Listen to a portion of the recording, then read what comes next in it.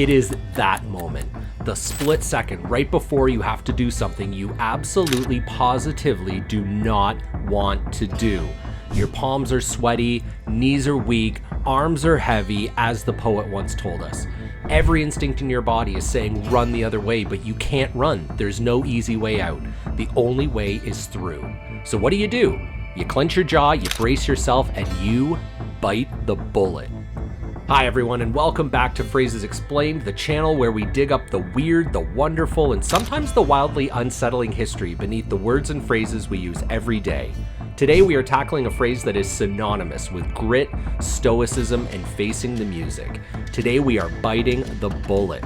We use it all the time, but when you actually stop to think about the literal image, like putting live ammunition in your mouth and chomping down, it's pretty bizarre, right? Where did this come from? Was it real? Why a bullet? Well, buckle up, because to answer that, we have to travel back to a time when medicine was a lot less sterile white coats and a lot more sawdust and whiskey. First, as always, let's establish what we mean today when we tell someone to bite the bullet. It means to force yourself to perform an unpleasant or difficult task, or to endure a painful situation that you've been avoiding. It's about accepting the inevitable with courage. It's the psychological act of hardening yourself up to do something. You stop procrastinating, you stop whining, and you just get it over with.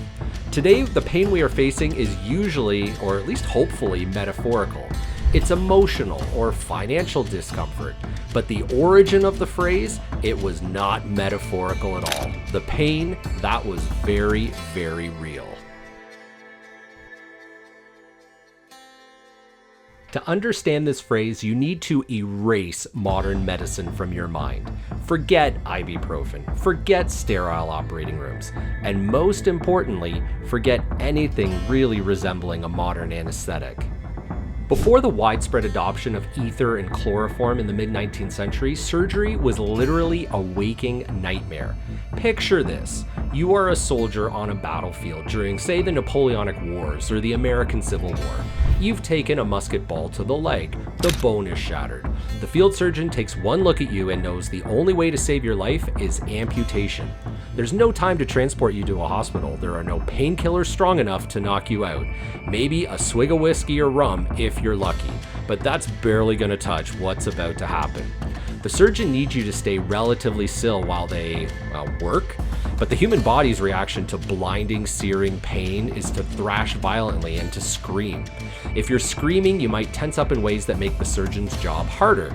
Worse, the involuntary spasms of agony could cause you to bite right through your own tongue, causing massive hemorrhaging or even choking. So they needed a gag, something to occupy your jaw muscles and give you a focal point for the agony. Often, the most readily available object on a battlefield that was small enough to fit in the mouth, but hard enough to not be instantly chewed through was a lead musket ball.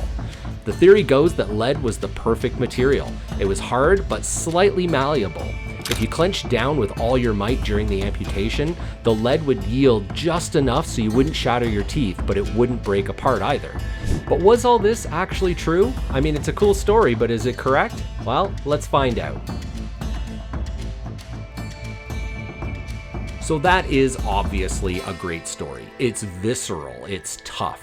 But is it 100% historically accurate? Well, like a lot of phrases and words in English, it's complicated.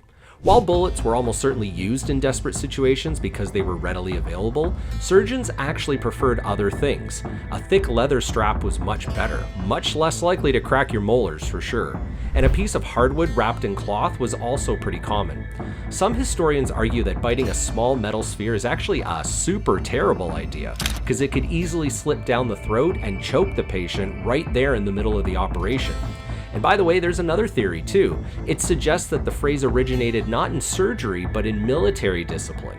When a soldier was receiving corporal punishment, like a flogging, they might bite down on a bullet to stop themselves from crying out, preserving their quote-unquote manly dignity in front of the troops.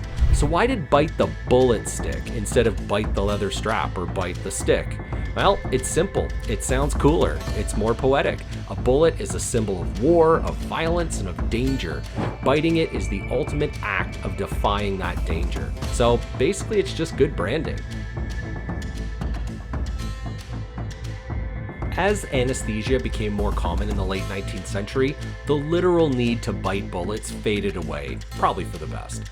But the phrase had already lodged itself in the cultural consciousness. It made the jump from physical pain to psychological endurance, and we actually see it appearing in print in its modern figurative sense around the late 1800s. Rudyard Kipling, the author of The Jungle Book, used it in his 1891 novel, The Light That Failed. Kipling, who spent a lot of time around soldiers, helped popularize this idea of the whole stiff upper lip, that stoic acceptance of a bad situation. So big thanks to Rudyard, we owe you one. So the next time you have to call your insurance company or break up with someone or sit in that dentist chair, just remember this brief history today. You aren't just facing a difficult moment, you are participating in a linguistic tradition that goes back to foggy battlefields and desperate moments of survival. And for real, if these soldiers could endure a bone saw with nothing but a piece of lead between their teeth, I am pretty sure that you can handle a tax audit. Thanks for watching Phrases Explained. If you enjoyed this little deep dive here today, go ahead and smash that like button. You don't even have to bite a bullet to do it. It's exceedingly painless. And as always, if you have some words or phrases you'd like to know the background of, feel free to drop them in the comments below. I love hearing from you, so fire away. Stay curious, and I will see you next time.